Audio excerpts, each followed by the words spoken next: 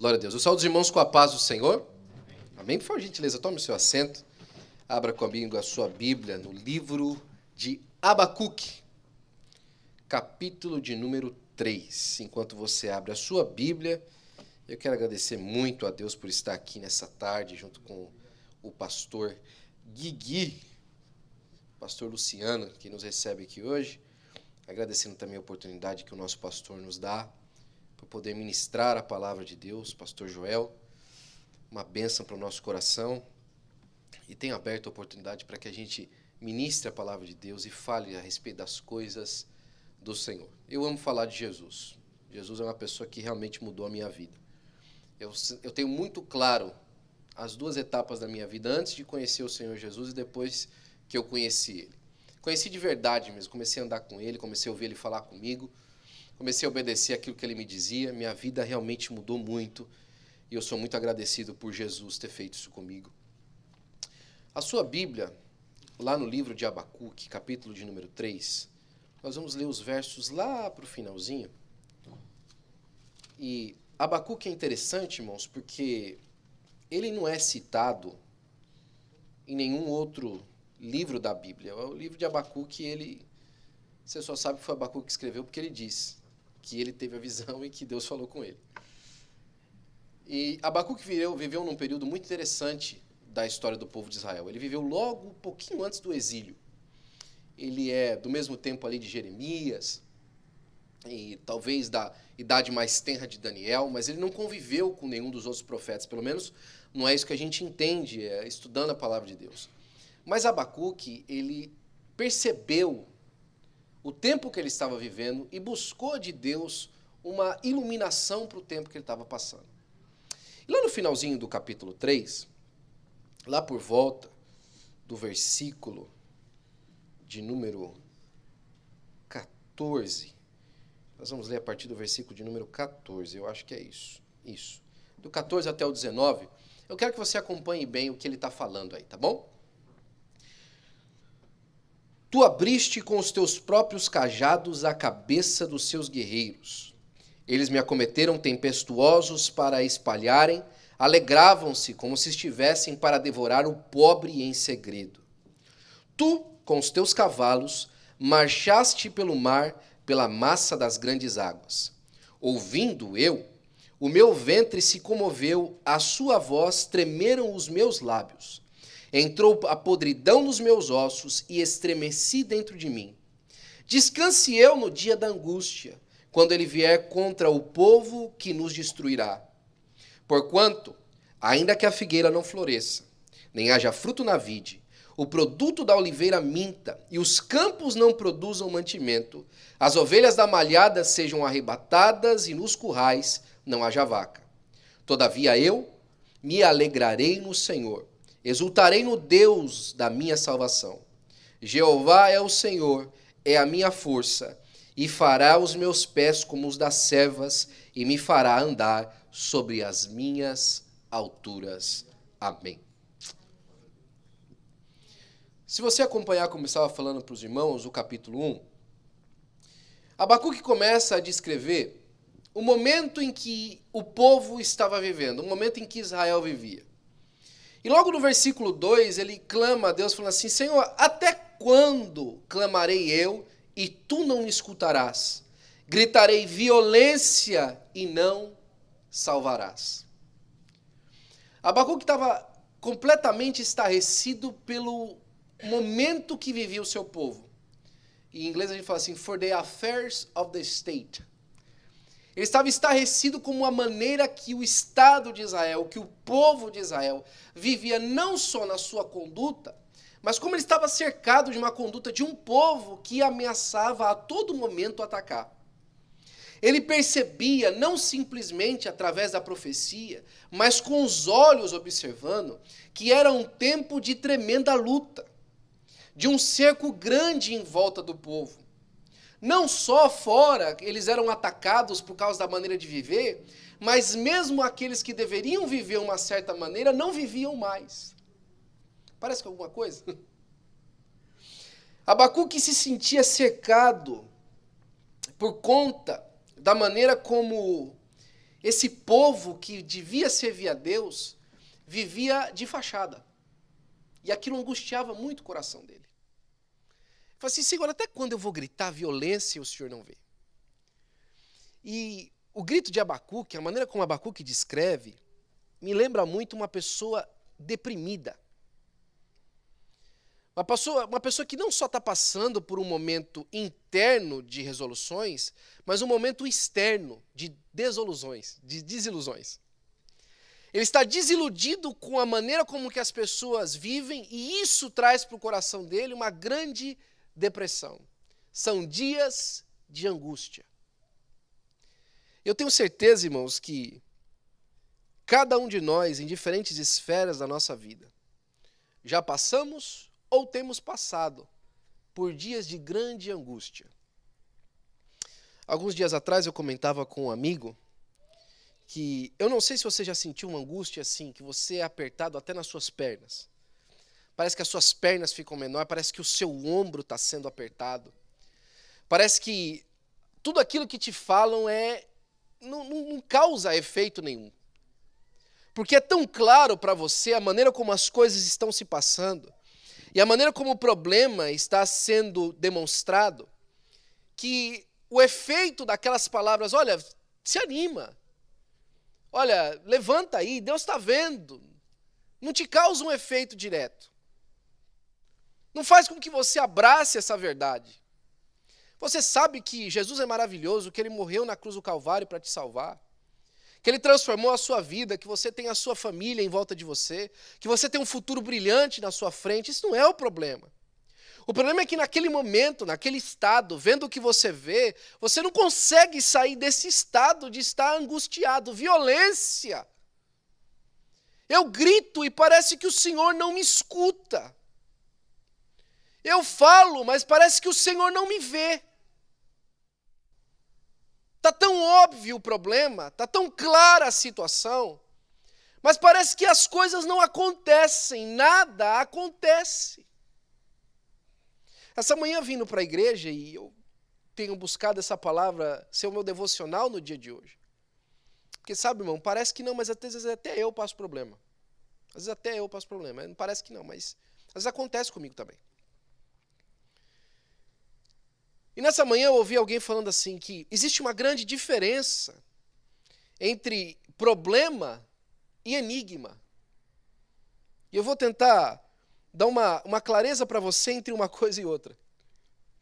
Por exemplo, quando você tem uma resolução matemática, 320 menos 450, isso é um problema. Mas quando você tem aquilo que você deseja na sua vida e aquilo que você tem, isso é um enigma. Por quê? Porque problema de matemática você soluciona. Agora, enigma da vida você não soluciona.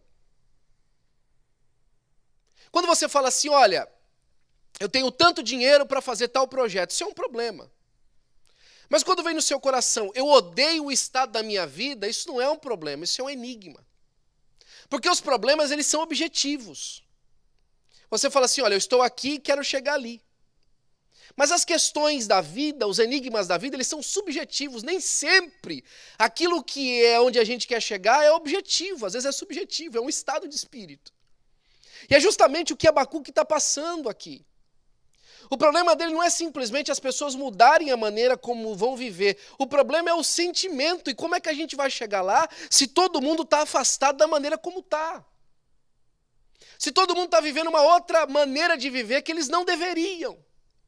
Se todo mundo está olhando para o problema e não consegue simplesmente achar uma solução. Por quê? Porque não há clareza do qual é o problema, como é que a gente chegou aqui. Já passou por situações na sua vida que você fala assim, como é que eu cheguei nesse estado? O que é que aconteceu para nós estarmos vivendo o que nós estamos vivendo? Na carta de Paulo aos Coríntios, e Paulo fala isso de uma maneira muito bonita, ele fala assim que existem momentos na vida, principalmente na vida do crente, e que as coisas não são simplesmente solucionadas dessa maneira. E ele falando aos Coríntios, no capítulo 4, versículo 8, ele fala assim, em tudo nós somos atribulados, mas nós não somos angustiados. Nós estamos perplexos, mas não somos desanimados. perseguidos, mas não somos desamparados, abatidos, mas não somos destruídos, trazendo sempre por parte a mortificação do Senhor Jesus Cristo no nosso corpo, para que também a vida do Senhor Jesus Cristo se manifeste em nós. Ele está mostrando que o momento que o cristão vive é um momento de constante travessia.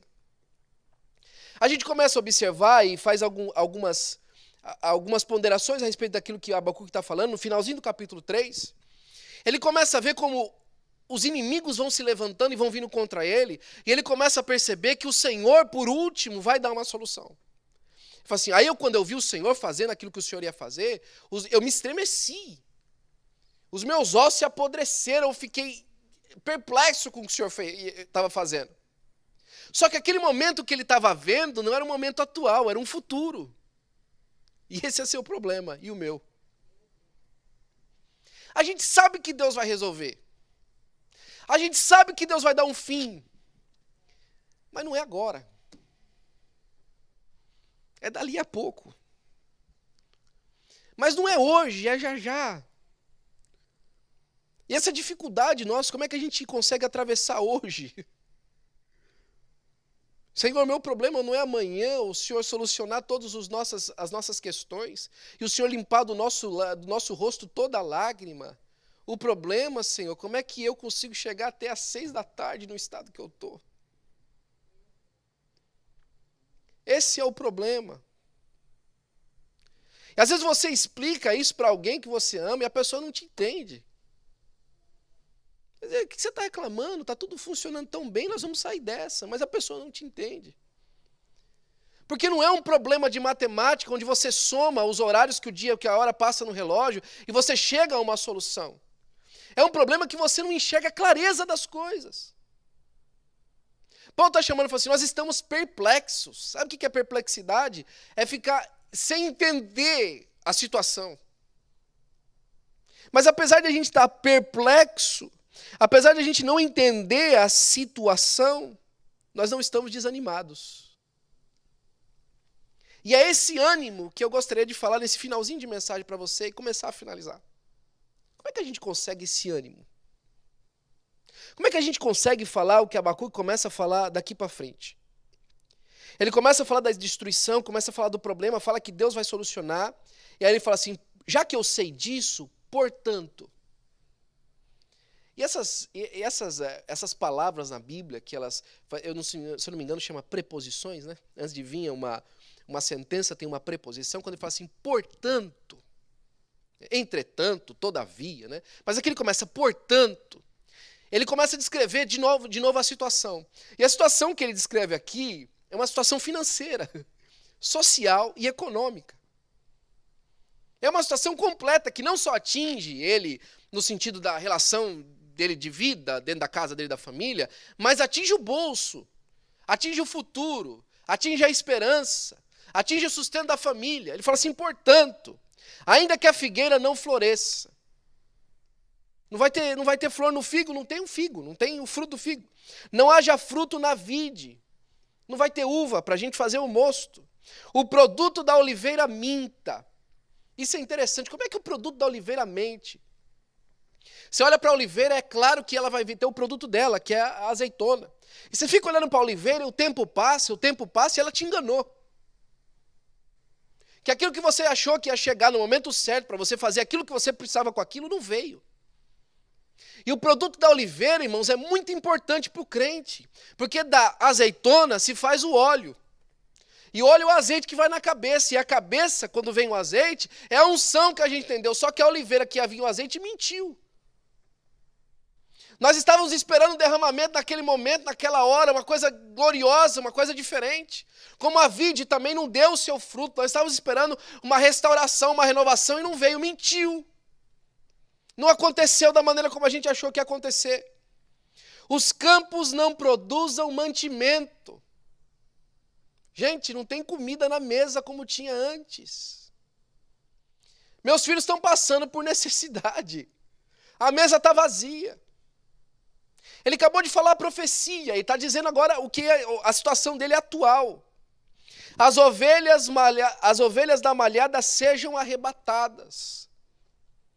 Ou seja, eu estou criando essas ovelhinhas porque amanhã vai acontecer o seguinte: elas vão ser a lã para cobrir a minha família. Elas vão ser a ajuda do meu mantimento. Só que quando eu cheguei no pasto, elas foram arrebatadas, sumiu. Sumiu. Sumiu a expectativa de amanhã e ainda ele termina no final. E no curral não haja vacas. Acabou. Minha situação é de total desespero. Eu tenho razão para estar desesperado. E é aqui aonde a gente senta e não arreda o pé. Eu tenho razão para estar desesperado. Eu tenho razão para estar me sentindo do jeito que eu estou me sentindo. E é nessa hora que a depressão, e é nessa hora que as sensações nos arrebatam. Porque é nessa hora que a gente ouve realmente os problemas que a gente passa na nossa vida, eles são reais. E eu sinto muito, se você que me ouve pela internet ou você me ouve aqui nessa tarde, se alguém algum dia teve coragem de dizer para você, esse problema que você está passando não é um problema de verdade. Isso que você está passando não é de verdade, você está olhando demais as coisas, porque eles são de verdade. Eles são problemas reais. Você tem razão. Você tem razão, realmente essa situação é muito difícil, Abacuque. A sua situação não é fácil de resolver. O seu problema não é simples de dar uma solução. Onde você olha, há falta daquilo que te dá esperança para você continuar, apesar da promessa. Apesar da promessa, você olha a situação e fala assim, como é que eu vou passar desse dia para o próximo, aonde a promessa vai chegar? Que lindo a promessa, mas eu não sei nem se eu chego no dia que ela vem. Mas a Abacuque, do mesmo jeito que ele coloca o portanto, ele coloca um todavia. Ele fala assim, todavia, tudo isso é verdade. Todavia, eu me alegrarei no Senhor. Todavia, de todas essas circunstâncias que são reais, são palpáveis e são verdadeiras, eu vou colocar o foco da minha alegria no Senhor. Olha, exultarei no Deus da minha salvação. E exultar não é simplesmente sentir alegria, mas exultar é vibrar de alegria. No Deus da minha salvação. Jeová, o Senhor, é a minha força. Está falando um homem que não tem comida na mesa. Jeová, o Senhor, é a minha força, e fará os meus pés como os das cervas, e me fará andar sobre as minhas alturas. Na constante travessia que você passa, é importante que você saiba duas coisas. Que os seus problemas são reais, mas a alegria perene e constante do Senhor também é real para você.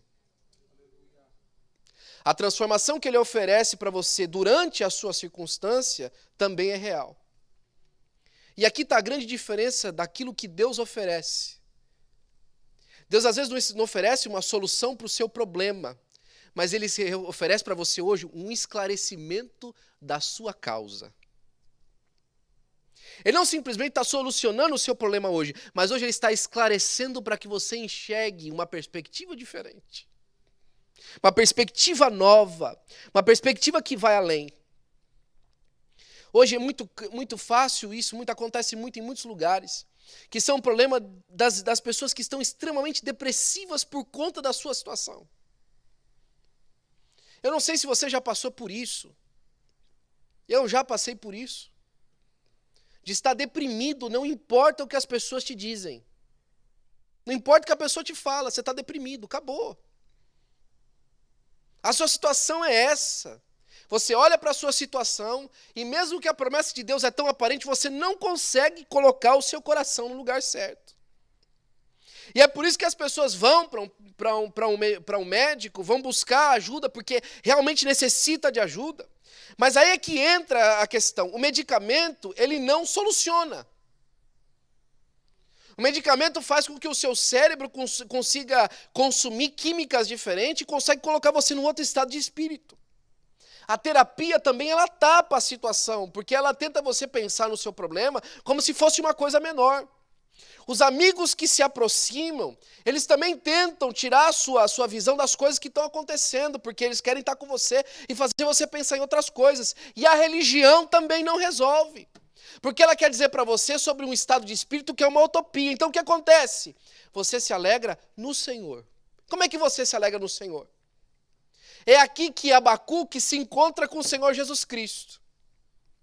Porque Abacuque está vivendo num momento onde ele está falando, não tem nem óleo, não tem nem alegria, não tem nada. Mas o Senhor Jesus Cristo aparece para nós e fala assim, vinde a mim, todos vós que estáis cansados e oprimidos, e eu vos aliviarei. Tomai de mim o meu jugo e o meu fardo, porque ele é leve. Eu não estou oferecendo para você uma solução hoje. Eu estou esclarecendo com você que enquanto você vai nessa sua situação, eu mesmo vou com você. Deixa eu te ajudar. Eu mesmo desço com você nessa situação, te ajudo, te levanto, te mudo e troco a sua visão para que apesar disso você viva bem. Essa é a grande diferença que aí nós entendemos Paulo. Por que então perplexo e não dilacerado? Porque da mesma forma como essas coisas que mortificam o nosso corpo estão aqui, quando eu olho para ele, a vida. Quando eu olho para ele, a solução. Quando eu penso nele, eu encontro guarida para o meu coração. E aí eu entendo como é que eu consigo passar às 6, às 7, às 8 horas da noite, às 9 horas da noite, a noite inteira. Porque ele está comigo e guarda a minha vida. É por isso que a profecia faz sentido. É por isso que compensa passar todo esse tempo de angústia e dor que ele me deu. Por quê? Porque a minha alegria está arraigada nele, independente do que ele está fazendo agora. Jesus se encontrou com os discípulos não estavam entendendo muito o que ele estava fazendo. Ele falou assim, olha, o que eu faço agora vocês não entendem, vocês vão entender depois. Depois vocês vão entender. A gente olha a história de grandes homens de Deus, como por exemplo Abraão. Para que fazer o homem esperar 25 anos? Para que fazer o homem aguardar 25 anos para que alguma coisa acontecesse? É porque Deus está esperando que você chegue no momento onde todos os seus recursos humanos sejam esgotados. Faz parte do milagre de Deus esgotar o seu recurso humano. Sabe por quê? Para que amanhã você não duvide da bênção. Para que amanhã você não duvide da transformação. Para que amanhã você não duvide do milagre. Para que amanhã, quando você sentar e olhar a história da sua vida, você vai ter certeza que quando você estava lá naquele momento tão ruim, ele pisou o lagar com você. Ele foi lá com você malhar o trigo no lagar e te encontrou num lugar onde só ele podia ter te tirado. Sabe aquela cama que você ficou presa por dias? Foi ele que te tirou. Sabe aquele dia que você não tinha coragem para comer? Foi ele que te alimentou. Sabe aquele dia que você tinha dificuldade para perceber se alguma coisa ia acontecer, que estava violência, olha a situação. Foi ele que te deu visão daquilo que ele ia fazer. Sabe aquele dia que você foi para o culto, a mensagem era maravilhosa, mas você não sentiu nada? Era ele que fazia você lembrar da palavra, porque hoje, quando você lembra, você sente aquilo que você não conseguiu sentir aquele dia. É ele que faz assim. Vinde a mim todos vós que está cansado e oprimido, e eu vos aliviarei. É um alívio perene, é um alívio verdadeiro, é um alívio real, que não muda a circunstância. É um alívio, irmão, que você encontra paz para a sua alma, porque o seu jugo é suave e o seu fardo é leve. Abacuque, seu problema é real. A sua situação é difícil. Mas hoje o Senhor está lhe chamando para que você tome a alegria dele. Como? Vindo até o altar, buscar o jugo do Senhor, que é leve. Não é isso que você está levando sozinho. Você está achando que você vai conseguir solucionar seu problema? Você não vai. Você não vai. Você não vai. Durante o dia eu pedi muito para o Senhor uma palavra e eu tenho certeza que o Senhor está falando conosco hoje aqui. Eu queria fazer uma oração para você. Você não vai solucionar esse problema sozinho. Não adianta. Claro que eu não vou solucionar o problema sozinho, eu sei disso. Você acha que eu já não aprendi isso? Eu aprendi que Deus nos ajuda em todos os nossos problemas. Eu sei que você aprendeu isso. Mas você não está vivendo ainda assim. Você estava esperando a oliveira dar o fruto. Você está esperando os figos da árvore. Você está esperando colher uvas dessa vide. Você está esperando dar o tempo da tosa da lã. Você sabe que quem deu a ovelha foi Deus. Você sabe disso. Mas se essas coisas falharem, você está se sentindo perdido. Completamente perdido. Porque a sua segurança está nessas provisões de Deus. Aquilo que Deus proveu. A palavra de Deus para você hoje é isso. Não se iluda com os recursos que Deus te deu. Se aproxime no Deus que dá o recurso. A melhor coisa a respeito de Jesus, sabe qual que é? Sabe qual que é a melhor coisa a respeito do Senhor Jesus Cristo? É Ele mesmo.